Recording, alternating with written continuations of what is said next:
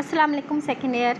उम्मीद है आप सब बिल्कुल ठीक होंगे। हम लोग कंटिन्यू करते हैं अपना लेक्चर जो कि हम लोगों ने स्टार्ट किया हुआ था गुड बाय मिस्टर चिप्स के चैप्टर नंबर 4 से, और इसमें हम पढ़ रहे हैं the most memorable, the most जिसको charming incident that took place in the novel goodbye Mister Chips, and that was the encounter of mister Chips with Katherine Bridges at Westdale Head when Chips went there with his colleague Crowden to spend his summer vacation, and there he meets Catherine Bridges, whom he considers at first very जिसको कहते हैं ना कि क्या unacceptable for him, because she was the representative of the new woman that was emerging in the 19th century, और ये सारी चीज़ें जो कि कैथरीन करती थी that was really unacceptable for the Chips, because Catherine was a modern young lady. She used to she was visiting the place alone, and she was used to riding the bicycle. She likes the revolutionary writers like Ibsen and Bernard Shaw and William Morris, जो कि उसके पसंदीदा थे, जो कि उस time के इनकलाबी मशहूर थे। और आपको पता है इनकलाबी बातें करने वाले जब जिस दौर में भी आए हैं तो उस दौर में उनको जो पुराने ख्यालात के हामी लोग हैं वो उनको नापसंद करते रहे हैं। तो फर्स्ट पार्ट में तो हमने यही पढ़ा था कि चिप्स की और कैथरीन की मुलाकात कैसे होती है, जो इसका चैप्टर नंबर 4 का फर्स्ट लेक्चर था। इसमें हम ये पढ़ते हैं कि मुलाकात तो हो गई, उसके बाद चिप्स का जो एंकल था वो जो है वो स्ट्रेंड हो जाता है, उसमें मोच आ जाती है, जिसकी वजह से he was unable to move, और Katherine begins to consider herself responsible for the accident of mister Chips, क्योंकि जब उसको पता चलता है कि एक्चुअली वो इसलिए भागा था कि वो उसको बचाना चाह रहा था, जबकि in reality she was not in difficulty. तो वो उस चीज़ को कंपनसेट करने के लिए she began to visit Chips daily, क्योंकि वो ये समझती है कि जब तक चिप्स अपने पाँव पे खड़ा नहीं हो जाता तब तक ये उसका फ़र्ज़ बनता है, it's her duty to look after him. तो इसके बाद दोनों आपस में दोनों की जब मुलाकात होती है तो that the one thing that become clears वो ये कि both have different views, both have different opinions, different attitude, different outlook. Chips जो है वो कंजर्वेटिव होता है, कैथरीन जो है वो लिबरल माइंडेड होती है, चिप्स जो है वो पुराने ख्यालात का हामिल होता है, जबकि कैथरीन जो है वो मॉडर्न एज की मॉडर्न लड़की मॉडर्न व्यूज़ के साथ। और सबसे अहम बात चिप्स ख़वातीन को ये समझता है कि ये शाये होती हैं, और जबकि कैथरीन जो होती है वो नॉन स्टॉप जो है वो बातें करती है, और उसको बिल्कुल ये डर नहीं होता कि वो किसी मतलब चाहे वो ज़ख्मी क्यों नहीं है उसके पास वो तनहा जो है वो विज़िट कर रही है। तो चिप्स बहुत हैरानी से कैथरीन को देखता है कि भाई ये कैसी पता नहीं लड़की है जो इस तरह मुझसे डर भी नहीं रही और रोज़ाना मेरे पास आ जाती है। But at the end of that कि दोनों एक दूसरे को ऐसे से एक्सेप्ट करने लग जाते हैं, और फिर then they decides to be engaged and marry to each other. तो ये स्टोरी है, इसको फर्दर मैं जो है वो एक्सप्लेन करना स्टार्ट करती हूँ। वही जो लास्ट टाइम जिस पैराग्राफ पे मैंने एंड किया था वहीं से स्टार्ट करती हूँ। That this paragraph is about the physical description of Katherine Bridges के that her name was Catherine Bridges. She was 25, young enough to be Chips' daughter. उसका नाम कैथरीन ब्रिजेस था, उसकी एज 25 ईयर्स थी, यानी 25 साल की थी। Young enough to be Chips daughter. Chips आपको पता है उस टाइम 48 ईयर्स का था, तो उससे तकरीबन आधी उम्र की थी, और इतनी यंग थी कि वो उसकी मतलब अगर उसने टाइम पे शादी की हुई थी तो इस उम्र की उसकी बेटी भी हो सकती थी। She had blue flashing eyes, उसकी नीली चमकती हुई आँखें थीं, फ्रैकल चीक्स, और उसके जो चीक्स से उन पर फ्रैकल्स के निशान थे, and smooth stroke coloured hair, और उसके गोल्डन किस्म के स्ट्रेट बाल थे। She too was staying at a farm on on holiday with a girlfriend. वो अपनी एक लड़की दोस्त के साथ छुट्टियां मनाने के लिए वहाँ आई हुई थी, और वो भी एक फार्म हाउस पे, उन्होंने भी एक फार्म हाउस पे रिहाइश इख्तियार की हुई थी। And as she consider herself responsible for Chips accidents, और चूँकि चिप्स के एक्सीडेंट के लिए वो खुद को रिस्पॉन्सिबल तस्वर कर रही थी, she use to bicycle along the side of the lake to the house in which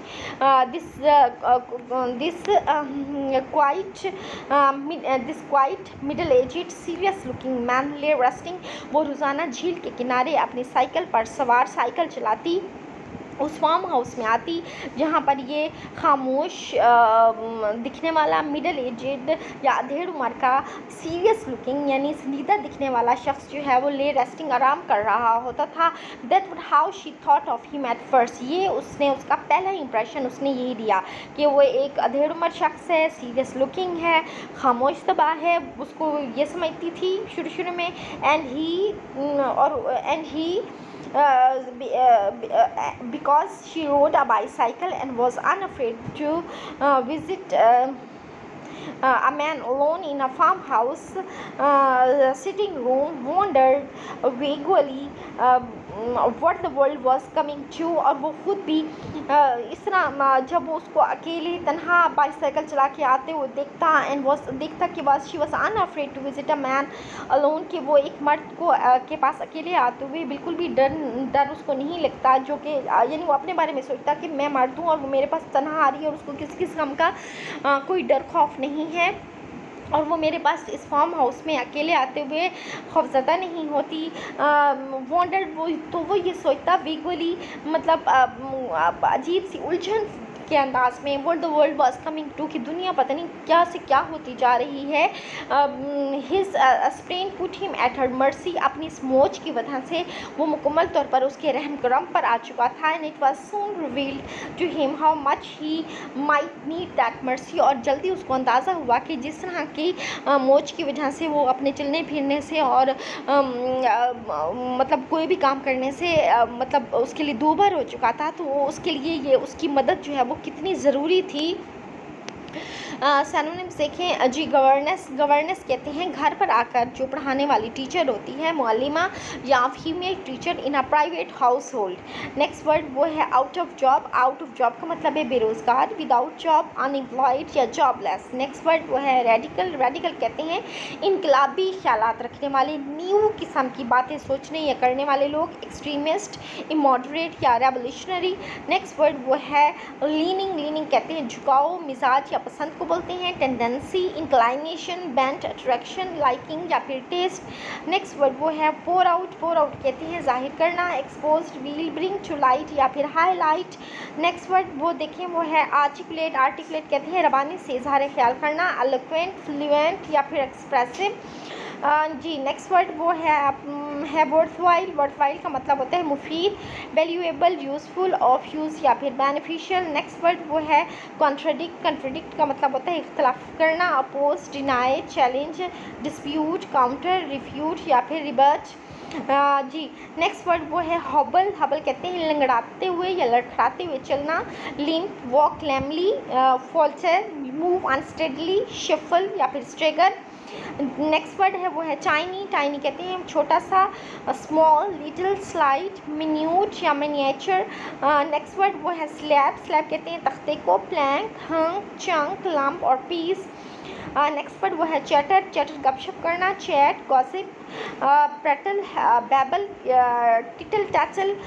next word वो है मैजेस्टी। मैजेस्टी मीन अजमत, ग्रेटनेस या पर हाई स्टेटस जी। अब यहाँ पर थोड़ा सा कुछ और मज़ीद डिटेल कैथरीन के बारे में, और इसके साथ यहाँ आप कंपैरिजन होगा चिप्स के ख्यालात क्या थे और कैथरीन के ख्यालात क्या थे। चिप्स किस तरह की पॉइंट ऑफ व्यू रखता था ख़ास तौर पे ख़वातीन के बारे में, और ये जो नई आने वाली दुनिया में तब्दीलियाँ थीं उनके बारे में। और चिप्स नए दौर की लड़की थी, वो इन तमाम चीज़ों को पसंद करती थी। उनके पसंदीदा राइटर्स कौन कौन से थे जिनको कैथरीन पसंद करती थी, चिप्स उनको नापसंद करता था। तो ये चीज़ें हम अभी देखते हैं जी। She was a governess out of job. वो एक घर में आके पढ़ाने वाली एक टीचर थी, but at that time she was out of job, लेकिन अब इस टाइम उसकी कोई मुलाजमत नहीं थी, वो बेरोज़गार थी। While a little money saved up, उसने कुछ पैसे जो है वो सेव किए हुए थे. She read and admired Ibsen. मैं बता चुकी हूँ Ibsen was the new writer of that age. वो उस नए राइटर को जो नई नई बातें लिख रहा था वो उसको बहुत तारीफ़ करती थी, उसकी किताबें पढ़ती थी. She believe that women ought to be admitted to the universities. उस टाइम तक, यानी उस टाइम तक ये जो 20th सेंचुरी चल रही थी जिसमें ये नावल लिखा गया है, पुराने दौर का है, तकरीबन 1 से 1.5 सदी पहले. तो वो कहते हैं इस दौर में अभी तक जो है वो ख़वातीन को मगरिब में यूनिवर्सिटीज़ में पढ़ने की इजाज़त नहीं मिली थी. ये नए दौर की लड़की थी और ये चाह रही थी कि अब ख़वातीन को वहाँ यूनिवर्सिटी में दाखिला देने की इजाज़त होनी चाहिए. She even thought that the ought to have a vote. इसके अलावा उस दौर में ख़वातीन को वोट डालने का हक़ भी नहीं था, तो वो इस ख़यालात के हक़ में थी कि ख़वातीन को वोट देने का हक़ भी होना चाहिए. In politics she was a radical. और जहाँ तक सियासी ख्यालात की बात थी तो वो इनकलाबी ख्यालात रखने वाली लड़की थी, with leanings towards the views of people like Bernard Shaw and William Morris. और उसका जो रुझान था या उसकी जो पसंदीदगी थी वो विलियम मोरिस और बर्नार्ड शॉ जैसे लोगों के नज़रियात की तरफ थी. यानी ये भी इनकलाबी लोग थे, ये इनको पढ़ना और इनके ख्यालात को एडमायर करना पसंद करती थी. All her ideas and opinions she poured out to Chips during those summer afternoon at Westdale Head. अब मसला क्या था? मसला ये था चिप्स बहुत ही खामोश सी बात था और दिल में वो इसकी सारी बातों को नापसंद करता था. लेकिन चूँकि वो इतना टॉकेटिव नहीं था, वो इतना बातूनी नहीं था, तो उसकी मजबूरी थी कि कैथरीन उसके पास हर रोज़ दोपहर के टाइम आती और बोलती जाती मुझे ये पसंद है, मुझे वो पसंद है, मुझे ये पसंद है. और चिप्स की मजबूरी ये थी कि वो चुप करके उसकी ये बातें सुनता रहता था और जो वो खुलकर पोर्ड आउट का मतलब है जो वो खुलकर उसके सामने इजहार ख्याल करती थी चिप्स से. ड्यूरिंग दो समर आफ्टरनून्स, उन गर्मियों की दोपहर में एट वेस्टेल हेड, जहाँ वो उससे मिलने आती.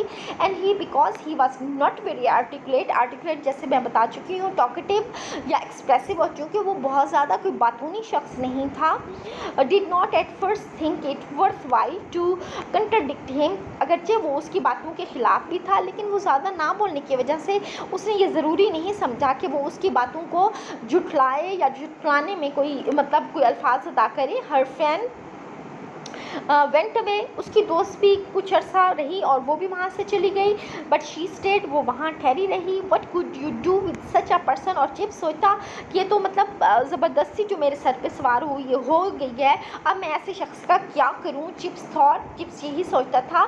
She used to hobble, sorry she नहीं है, हाँ जी, he used to hobble with sticks along a footpath leading the tiny church. और जब उसने हल्का लंगड़ा के चलना शुरू किया लाठी या छड़ी के सहारे, तो वो उन लाठियों के सहारे चलता हुआ एक छोटा सा फुटपाथ के साथ टू द टाइनी चर्च, छोटे से एक चर्च वहाँ साथ था, वहाँ तक आ जाता.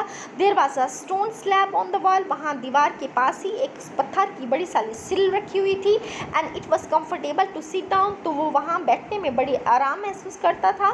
फेसिंग द सनलाइट, के उसके सामने बिल्कुल सूरज की रोशनी होती थी. And the green brown majesty of a Gable, और वहाँ से ग्रेट गेबल यानी जो वो अजीम पहाड़ गेबल था, उसकी रानाई, उसका हुस्न बहुत खूबसूरत दिखता था. And listening to the chatter of well yes Chips had to admit it a very beautiful girl. और वहाँ बैठकर आहिस्ता जैसे वो उसका आदी होता जा रहा था तो उसको उसकी गपशप सुनना बड़ा अच्छा लगता था. और आखिरकार चिप्स ने ये भी तस्लीम कर लिया कि वाकई वो एक खूबसूरत लड़की थी. तो इस तरह इतने अच्छे मौसम में इस तरीके से एक अच्छी जगह पे बैठ के सामने हसीन नज़ारा था ग्रेट गेबल का, और उसके सामने कैथरीन मुसलसल बोलती थी, तो वो ये आहिस्ता वो इस सारे सीन का आदी होता चला गया.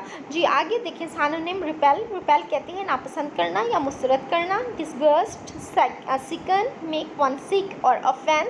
नेक्स्ट वर्ड वो है पॉजिटिवली, इसका मतलब है यकीनन, हर काम जो काम हर सूरत में होना हो उसके लिए पॉजिटिवली बोला जाता है.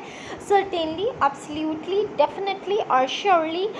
नेक्स्ट वर्ड जो है वो है लुक फॉरवर्ड फॉरवर्ड का मतलब है तवक्को करना, एक्सपेक्ट, होप फॉर, होप और desire. Next word glimpse, glimpse कहते हैं निगाह डालना या एक निगाह, glance, brief look, quick look और पीप। नेक्स्ट वर्ड वो है डिसअप्रूव्ड ऑफ, डिसअप्रूव्ड ऑफ का मतलब है नापसंद करना, डिसलाइक, क्रिटिसाइज्ड, ब्लेम्ड और कंडेम्ड। नेक्स्ट वर्ड वो है मॉडर्निटी, मॉडर्निटी का मतलब होता है जिद्दत या जदीद तरीन जो चीज़ हो, मॉडर्निज्म या मॉडर्नाइजेशन। नेक्स्ट वर्ड है बोर, बोर कहते हैं थका देने वाला, उकता देने वाला, उकताहट वाली कोई बात, टेडियस पर्सन या टेडियस थिंग या नॉसेंस या bother.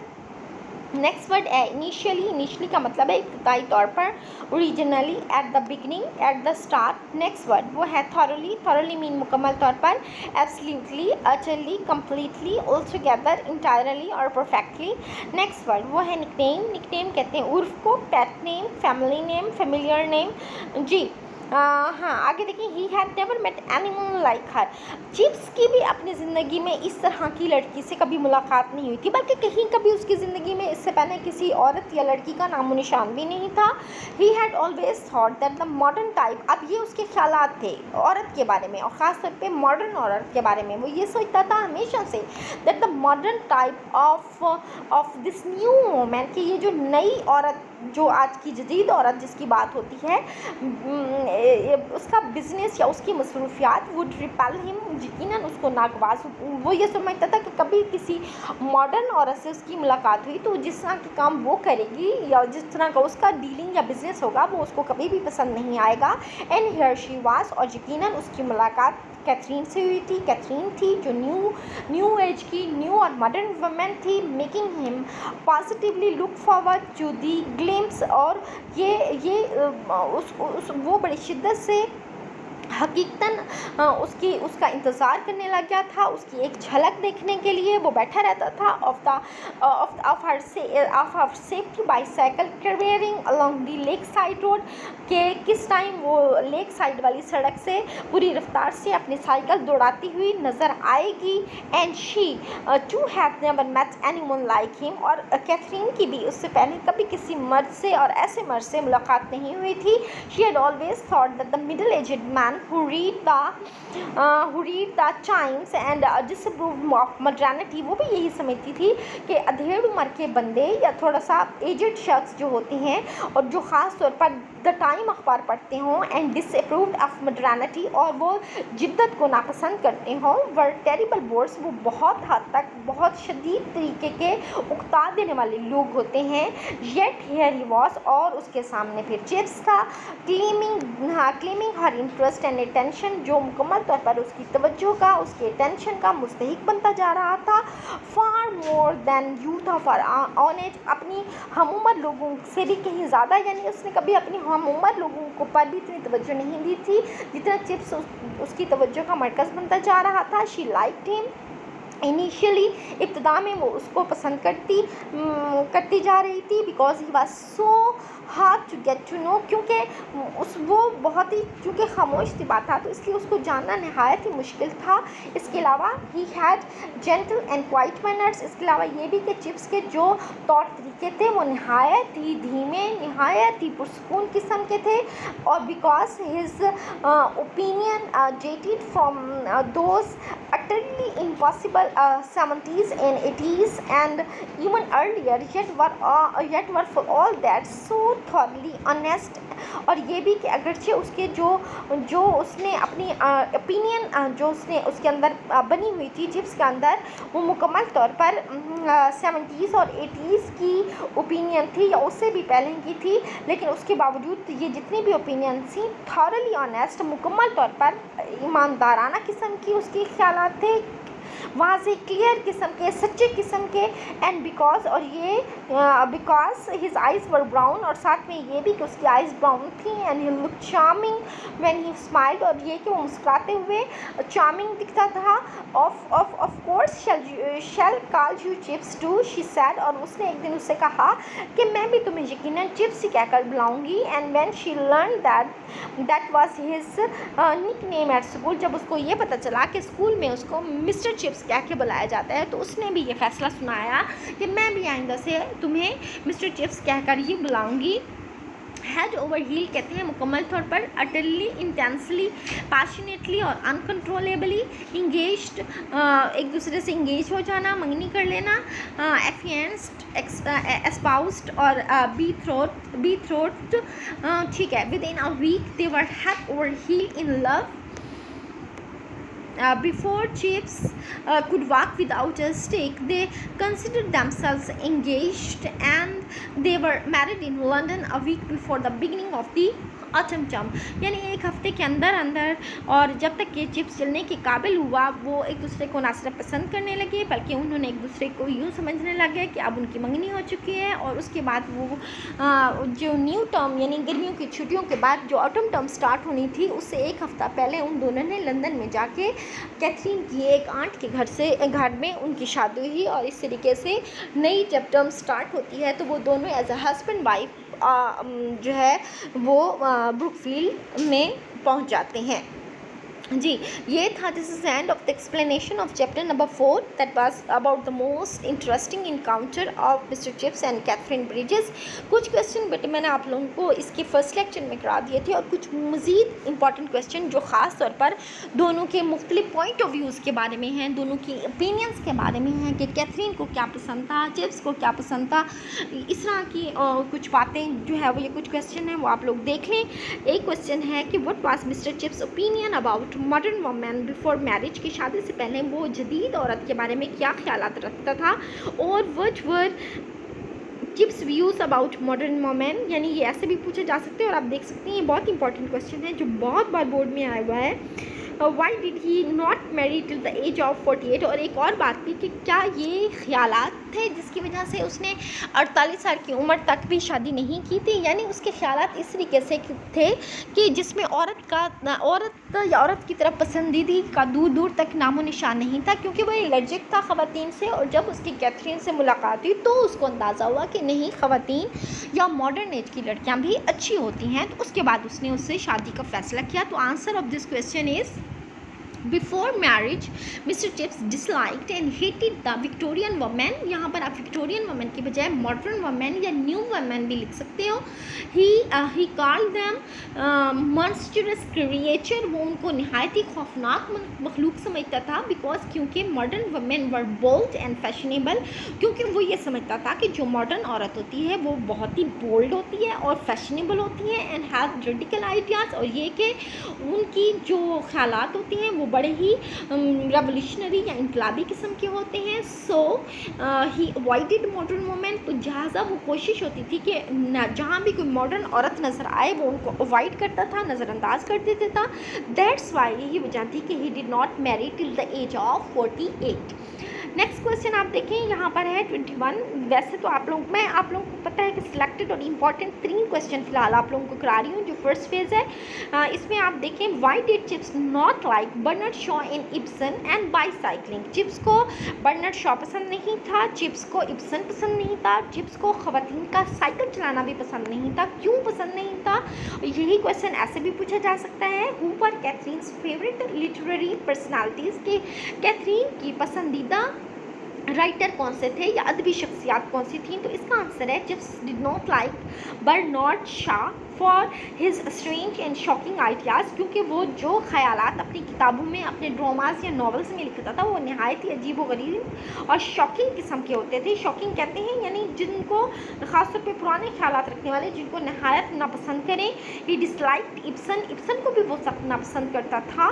For his disturbing place, क्योंकि वो भी नहायत ही डिस्टर्बिंग किस्म के ड्रामे लिख रहा था. He did not like women taking up bicycling. इसके साथ ही वो उन औरतों को भी सख्त नापसंद करता था जो कि बाईसाइकिलिंग या साइकिल चलाना पसंद करती थी. But Bernard Shaw and Ibsen were Katherine's favourite literary personalities. लेकिन यही दोनों शख्सियात कैथरीन की पसंदीदा तरीन अदबी शख्सियात में शामिल थे. कौन से दो? Bernard Shaw and Ibsen. जी, आगे आप देखो, how was Chips brought home from the Great Gable, और who help mister Chips in reaching to the farm house when he fell and hurt his ankle. यानी जब वो गिरा, उसका एंकल ज़ख्मी हुआ, मोच आ गई, तो ग्रेट गेबल से उसको घर ले जाने वाला कौन था. तो इसका आंसर देखें, it was very difficult for Chips to stand. Chips इतना ज़ख्मी हुआ कि उसके लिए खड़ा होना भी मुश्किल हो गया था। He could not himself come down the steep track. वो उस उमूदी रास्ते से खुद वापस लौट कर टू दी फार्म हाउस या वेस्टडेल तक नहीं जा सकता था। It was Katherine and her friend who help mister Chips in reaching the farm house. Katherine और उसकी दोस्त थी जिन्होंने मिलकर उसकी मदद की और उसको फार्म हाउस तक ले गए। अगला क्वेश्चन देखें, why did Katherine visit Chips on her bicycle. अब बाईसाइकिल पर कैथरीन क्यों उसको विजिट करती थी? आंसर है Katherine visited Chips daily on her bicycle, के रोज़ाना अपनी बाईसाइकिल पर सवार उसको मिलने आती थी। It was because she thought her self responsible for his accident, क्योंकि ये वह जानती कि वो उसके इस एक्सीडेंट के लिए अपने आप को रिस्पॉन्सिबल समझती थी। शी नर्स्ड हिम, उसने उसकी देखभाल की and try to please him, और उसको खुश करने की कोशिश करती रही। नेक्स्ट क्वेश्चन है, what was the profession of Katherine. Katherine का ये बहुत इंपॉर्टेंट क्वेश्चन है गर्ल्स, ये भी आ चुका है बहुत बार बोर्ड्स में कि कैथरीन का प्रोफेशन या पेशा क्या था या वो क्या जॉब करती थी। Katherine was a governess out of job. She had already save a lot. वो एक गवर्नेस थी लेकिन इस टाइम वो आउट ऑफ जॉब थी, लेकिन उसने काफ़ी सारे बचत की हुई थी। नेक्स्ट क्वेश्चन है, why did Katherine Bridges consider herself responsible for the accident of mister Chips. क्या वजह थी कि कैथरीन ब्रिजेस अपने आप को उसके हादसे का जिम्मेदार समझती थी? तो इसका आंसर है Katherine Bridges came to know that Mr Chips was injured in his struggle to help her, क्योंकि जब उसको पता चला कि दर हकीकत वो उसको बचाने के लिए उसकी तरफ भाग कर आने की कोशिश कर रहा था। So she consider herself responsible for his accident. Next question है, what do you know about Katherine's beliefs about women. नई औरत के बारे में कैथरीन के ख्यालात क्या थे? Katherine herself was a radical in politics.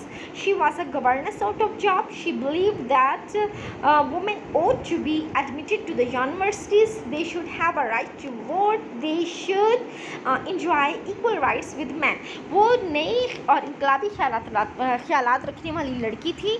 वो ख़ुद भी बाईसाइकिलिंग करती थी, वो ख़ुद भी इंडिपेंडेंट थी और वो ये चाहती थी कि ख़वातीन को यूनिवर्सिटीज़ में एडमिशन देने का हक़ होना चाहिए, उनको वोट देने का हक़ भी होना चाहिए और ये कि उनको मर्दों के बराबर हकूक़ मिलने चाहिए।